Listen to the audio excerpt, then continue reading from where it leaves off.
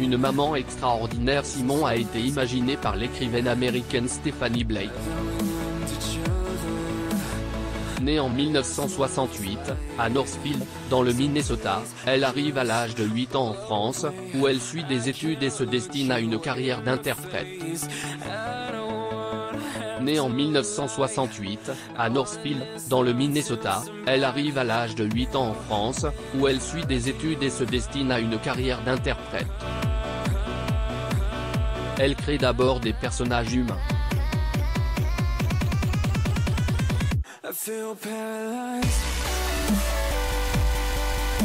En ajoutant deux grandes oreilles et une barre sous le nez à l'un d'eux, elle donne naissance à Simon, en 2002, et publie sa première aventure, intitulée Caca Boudin, aux éditions de l'École des loisirs. Celle-ci séduit immédiatement. Un succès logique. Simon séduit pour plusieurs raisons.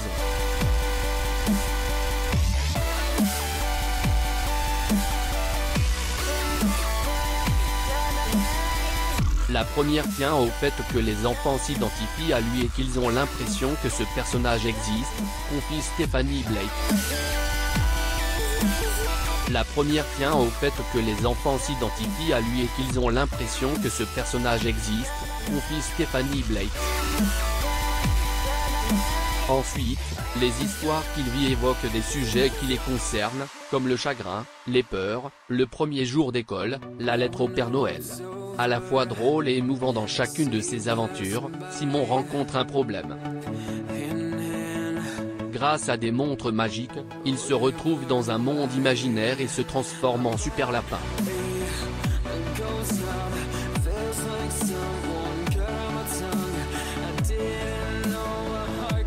Durant leurs aventures, ils affrontent des moustiques, échappent à une pieuvre géante, sauvent un chat, luttent contre le très vilain professeur Wolf, un méchant loup qui veut éliminer la bande des super lapins.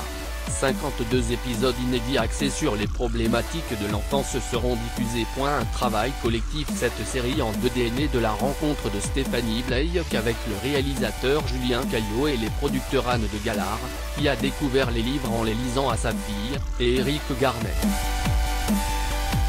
Chaque épisode est entièrement créé en France et nécessite des dizaines d'heures de travail.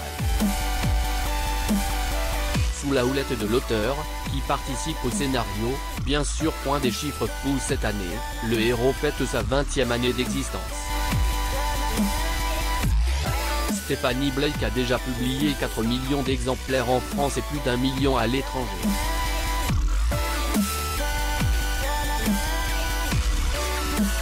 Et la série télévisée célèbre sa 5e année. Elle peut même se targuer d'avoir été regardée par plus de 4 millions d'enfants et de cumuler plus d'1 million de vues sur Internet.